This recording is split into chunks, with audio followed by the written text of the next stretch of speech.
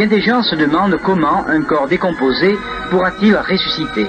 Savez-vous que les savants ont déjà prouvé qu'aucun atome ne se perd sur la terre?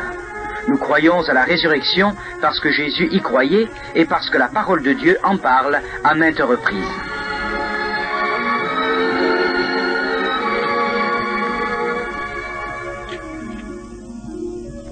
Rappelons brièvement ce que nous avons appris par la parole de Dieu dans notre précédent entretien.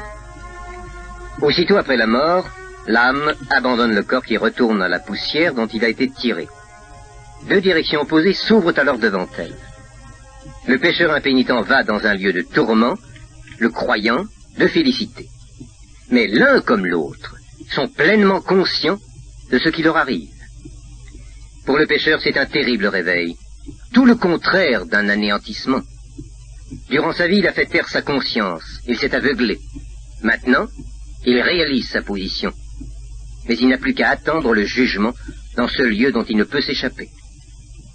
Pour le croyant, il dort, comme dit Paul qui entend par là non l'inconscience, mais le repos réparateur bien nécessaire après les luttes d'ici-bas et que rien ne vient troubler.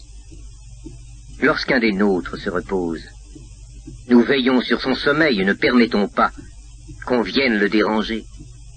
Le Père céleste garde pareillement le repos de ses enfants. Mais pas plus que le sommeil, cet état n'est destiné à durer, il en prépare un autre, dans lequel nous serons introduits par la résurrection. Le mot résurrection parle de lui-même. Il vient du latin et signifie se relever, se redresser. Leur repos achevé, les morts ressuscitent. Ils se relèvent pour commencer une nouvelle forme d'existence. Et ici, il importe de comprendre que les morts ne ressuscitent pas les uns après les autres, mais tous ensemble au même moment. Je parle des rachetés, car les autres ressuscitent plus tard. La résurrection est un événement collectif. Beaucoup de personnes s'imaginent que les défunts ressuscitent chacun à tour de rôle au fur et à mesure qu'ils quittent la terre. Mais cette façon de se représenter les choses n'a rien de biblique. La parole nous enseigne au contraire que la résurrection n'a pas encore eu lieu. Elle doit s'accomplir seulement au retour du Seigneur. L'apôtre Paul l'enseigne clairement. Dans sa première lettre aux Thessaloniciens, il déclare « Car le Seigneur lui-même, à un signal donné, à la voix d'un archange et au son de la trompette de Dieu, descendra du ciel, et les morts en Christ ressusciteront premièrement. Ensuite, nous, les vivants qui serons restés, nous serons tous ensemble enlevés avec eux sur des nuées à la rencontre du Seigneur dans les airs. » Chapitre 4, versets 16 et 17.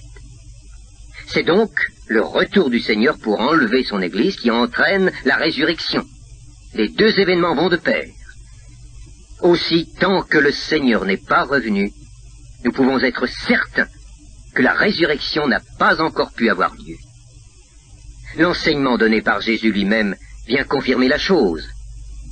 Nous sommes ainsi pleinement assurés qu'aucun des morts n'est encore ressuscité. Ils attendent ce jour glorieux.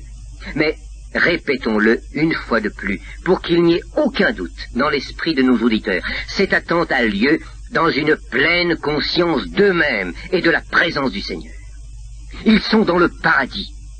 Jésus avait dit aux brigands repentants, « Je te le dis en vérité, aujourd'hui, tu seras avec moi dans le paradis. » Luc, chapitre 23, verset 43. Il faut remarquer que le mot « paradis » est d'origine persane et paraît avoir signifié primitivement dans cette langue un jardin et même un jardin d'agrément. Or, le jardin précède la maison ou l'entoure. Dans un sens, il en fait partie, sans l'être à proprement parler. Il peut être un lieu très agréable pourtant. On n'y trouve pas tout ce qu'il y a dans la maison. On y passe quelques heures, on y goûte du repos, mais on n'y habite pas. La vraie demeure, c'est la maison. Il en est de même de ce paradis, qui n'est que le séjour provisoire des croyants, en attendant leur entrée dans le ciel après la résurrection. Il est comparable au jardin plein de charme, mais bien loin encore des richesses que renferme le palais lui-même. La résurrection entraîne un changement complet. Elle est pour les croyants le commencement d'une vie nouvelle, grâce au nouveau corps qu'ils recevront alors. Ils auront laissé dans la tombe, ainsi qu'un vêtement usé, leur corps terrestre. À la résurrection, ils revêtiront, semblable à un vêtement neuf et resplendissant, le corps nouveau qui leur a été réservé. Cette idée d'un corps dans le ciel paraît étrange à certaines personnes qui s'imaginent que l'âme n'en aura nul besoin. Pourtant, la Bible ne laisse place à aucun doute à cet égard. Il est longuement question de ce nouveau corps au chapitre 15 de la première épître de Paul aux Corinthiens. Notre corps terrestre a été un instrument nécessaire au service de notre esprit. Si nous ne l'avions pas eu, qu'aurions-nous pu faire? C'est lui qui, tel un serviteur, nous permettait d'accomplir tous les actes que notre volonté décidait. Sans lui, nous serions restés impuissants et sans action sur le monde qui nous entourait. Pendant son séjour au paradis, l'âme se reposant et n'ayant aucune activité n'a nul besoin d'un corps. Mais après la résurrection, il en ira différemment. Un service l'attend. Dès lors, il est nécessaire qu'elle reçoive le nouveau corps qui lui sera indispensable pour cette nouvelle activité. Assurément, il sera bien différent de l'ancien, le ciel ne ressemblant en rien à la terre, et notre service n'aura rien de comparable à celui que nous avons connu ici-bas. Notre corps terrestre était adapté à la vie terrestre. Le nouveau le sera à la vie céleste. Nous sommes donc incapables, absolument incapables, de nous le représenter.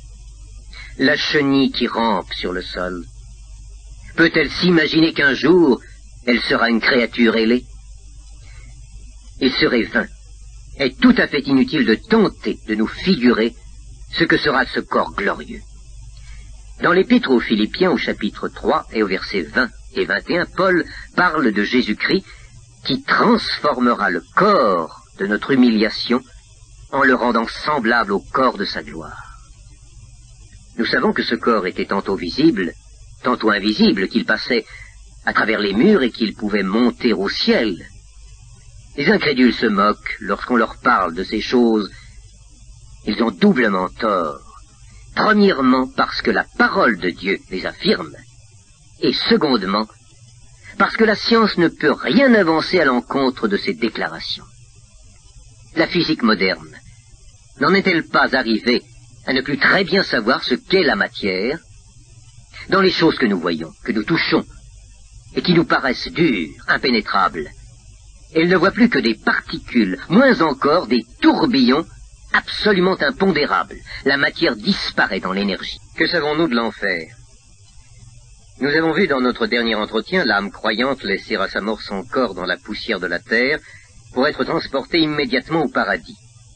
Pleinement consciente de la présence du Seigneur et sans contact avec ici-bas, elle y jouit d'un repos parfait en attendant le jour de la résurrection qui sera également celui du retour du Seigneur. Et c'est alors qu'elle revêtira un corps nouveau, incorruptible et glorieux, en vue de son existence céleste.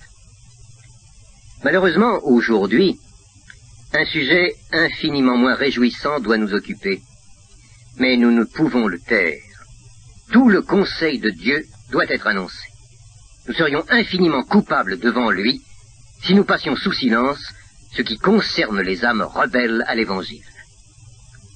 Dans le récit de Luc au chapitre 16 que nous avons déjà lu, Jésus dit que le mauvais riche dans le séjour des morts est en proie au tourment. Ce séjour des morts est donc bien différent de celui où se trouve Lazare, et il en est séparé par un abîme infranchissable. Qu'on se souvienne de la réponse d'Abraham au riche qui le supplie de lui envoyer Lazare pour le soulager. Il y a entre nous et vous un grand abîme, afin que ceux qui voudraient passer d'ici vers vous, ou de là vers nous, ne puissent le faire. Le mauvais riche est pleinement conscient de ce qui lui arrive. Il est là comme le prévenu dans la prison préventive, attendant un jugement dont il sait que ce sera une condamnation éternelle. Il y aura pour lui aussi une résurrection, mais combien différente de celle des croyants. Ce ne sera pas pour entrer dans la félicité céleste, mais dans le châtiment éternel.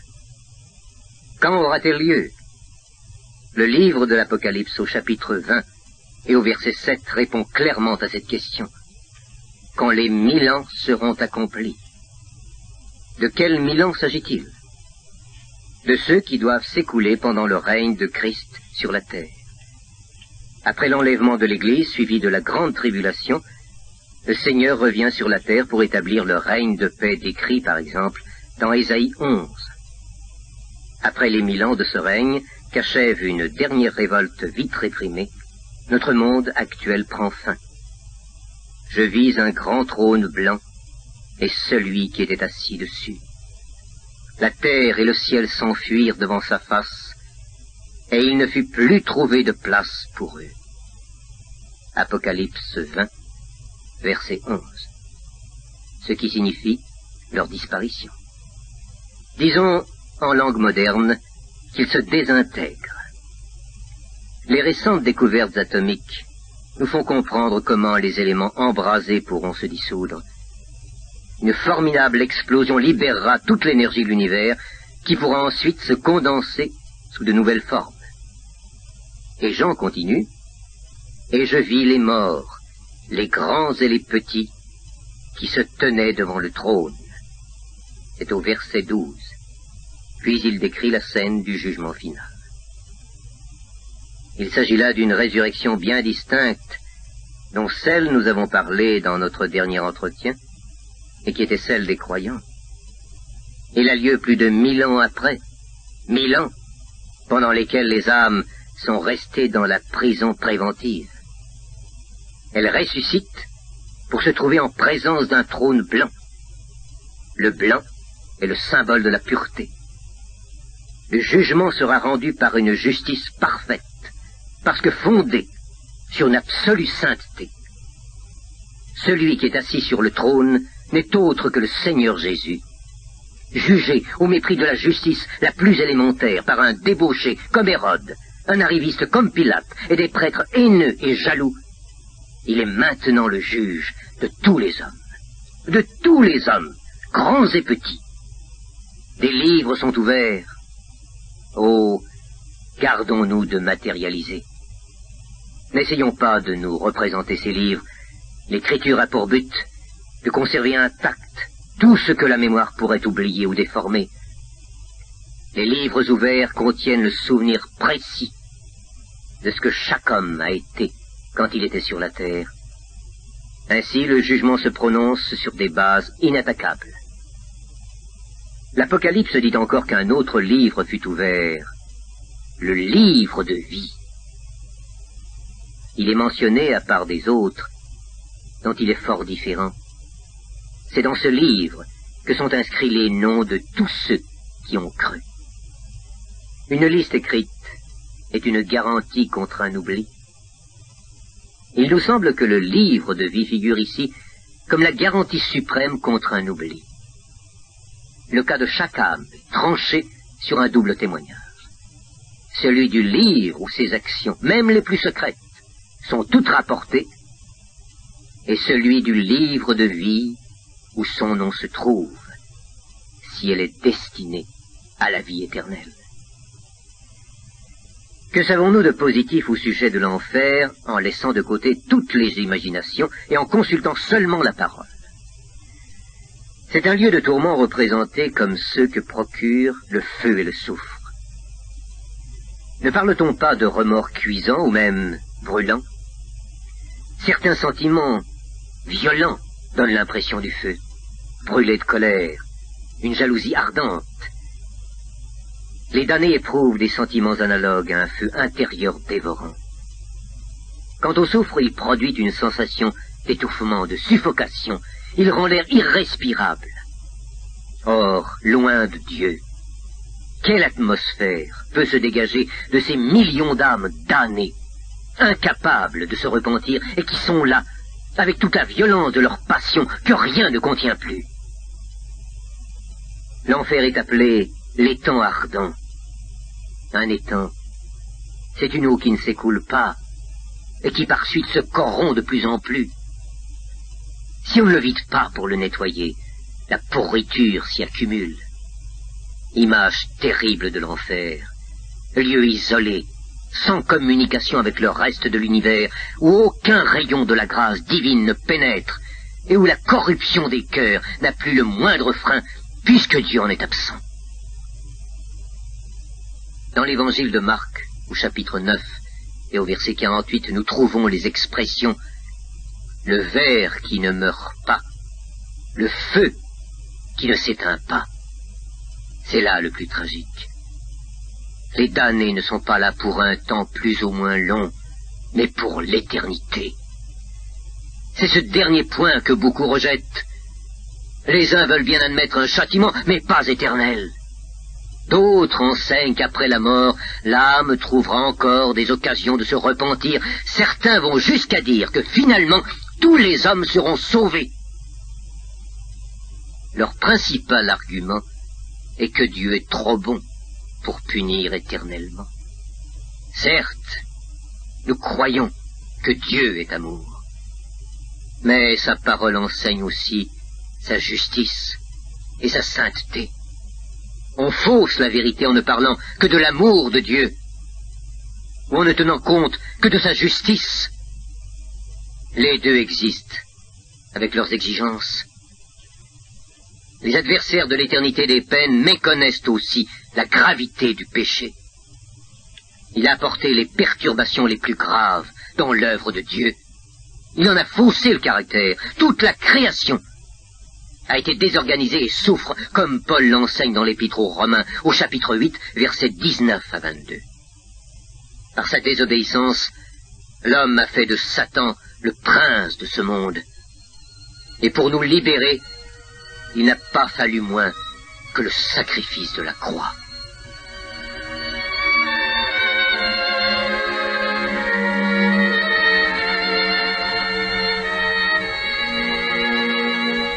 Notre entretien de ce jour est destiné à conclure cette série sur les enseignements de la parole de Dieu concernant l'au-delà. Notre sujet sera d'ailleurs beaucoup plus réjouissant que le précédent. Nous laisserons les âmes impénitentes pour revenir à celles qui ont eu part à la première résurrection, celle qui accompagne le retour du Seigneur et l'enlèvement de l'Église. Mais avant d'aller plus loin, il est utile de remarquer que dans tout le cours de notre étude, nous n'avons trouvé absolument aucune trace de quelque chose ressemblant à un lieu de tourment où l'âme, pourtant croyante et destinée à la vie éternelle, aurait encore à demeurer pour achever d'expier ses fautes et de se purifier. La parole de Dieu n'enseigne rien de tel. Jésus dit au brigand repentant, « Tu seras aujourd'hui avec moi dans le paradis. » Luc 23, verset 43. Et non, tu seras sauvé un jour, mais auparavant, il te faut passer par un lieu où tu souffriras encore énormément. Pourtant, en considérant ce qu'avait été la vie de cet homme, on doit penser qu'un séjour dans un tel endroit lui aurait été nécessaire plus qu'à quiconque. Mais Jésus lui a bien dit qu'il serait ce jour même avec lui au paradis. Nous avons vu au chapitre 16 de l'évangile de Luc qu'à la mort de Lazare, son âme a été immédiatement transportée par les anges dans le sein d'Abraham, c'est-à-dire dans un séjour de félicité sans aucun passage dans un autre lieu.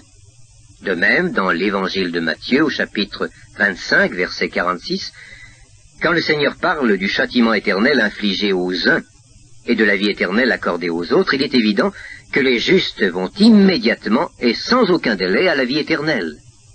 La Bible tout entière l'enseigne.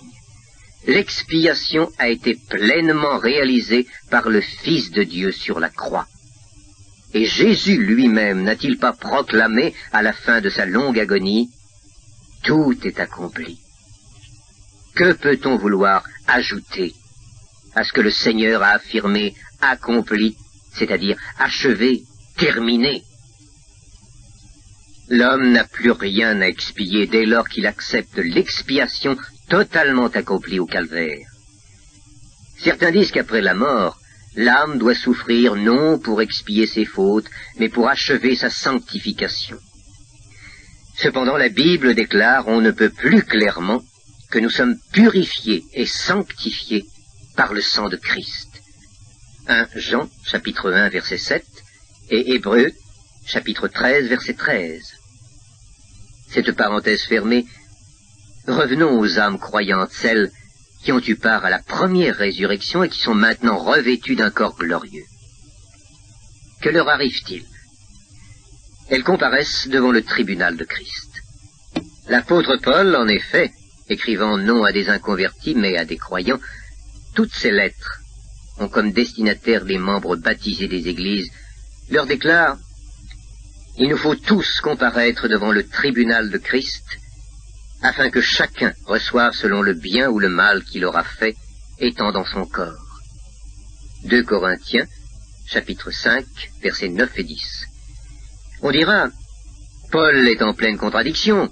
N'a-t-il pas écrit dans l'Épître aux Romains, il n'y a donc maintenant aucune condamnation pour ceux qui sont en Jésus-Christ.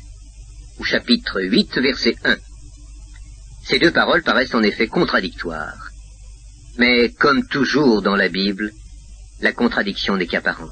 Quand Paul affirme qu'il n'y a aucune condamnation, il dit cela du jugement qui menace le pécheur et l'amènera un jour devant le trône blanc pour un châtiment éternel.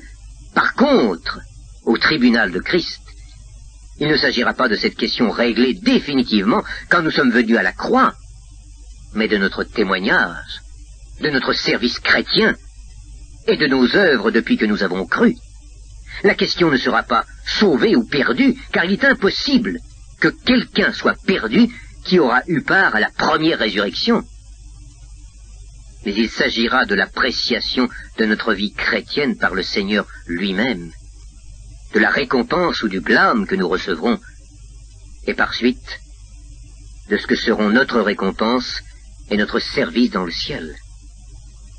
Le jugement de Christ s'appliquera donc à nos œuvres, non seulement à leur apparence, mais à leur véritable nature. C'est certainement à la suite de ce jugement qu'il faut placer le grand événement que la parole appelle les noces de l'agneau. Les incroyants se moquent. Quel matérialisme! Se représenter le ciel comme un festin de noces. Mais comprenons le sens qu'il faut donner à cette expression. C'est avant tout une image de joie. Les noces de l'agneau, cela signifie la joie qui s'empare du ciel entier. Il y a fête pour célébrer l'achèvement du plan de Dieu, sa totale et définitive réalisation. Évidemment, il serait bien vain d'essayer de décrire ce qui se passera alors, mais nous pouvons être assurés d'une chose. La joie sera à son comble dans les demeures célestes, puisque les résultats de la révolte satanique seront abolis. Après avoir célébré ses noces avec son époux divin, l'Église commence son existence céleste. Ici encore répétons qu'il est impossible de nous représenter le ciel. Tous nos efforts d'imagination sont inutiles. Les descriptions de la Bible elles-mêmes sont des images. Il ne peut en être autrement. Nos langues terrestres ne possèdent pas de mots capables de désigner les réalités de l'au-delà. Mais, en attendant d'en faire la merveilleuse découverte, nous savons, en tout cas, ce que nous ne trouverons plus dans le ciel. Un certain nombre de choses auront disparu pour toujours. L'Apocalypse nous l'apprend dans les premiers versets du chapitre 20. Plus de mer. La mer est le symbole de l'agitation perpétuelle, une vague succédant sans trêve à une autre vague. Dire qu'il n'y aura plus de mer signifie que les activités vaines et sans résultat ne seront plus. Plus de nuit, mais une lumière perpétuelle, c'est-à-dire plus d'obscurité, de ténèbres dans les cœurs, plus de souillure, plus de larmes, plus de mort. Il nous est dit aussi dans le même passage qu'il n'y aura plus de temple. L'adoration de Dieu ne s'exprimera plus seulement en des moments ou à des lieux déterminés, mais partout, en tout temps et sans arrêt. Il en sera comme d'un fleuve qui ne cesse de couler. Vous, qui n'avez pas encore l'assurance du salut, faites votre choix aujourd'hui même. Venez à celui qui pardonne nos péchés et nous accorde une vie nouvelle, à celui qui est la vraie porte du ciel, à Jésus-Christ lui-même.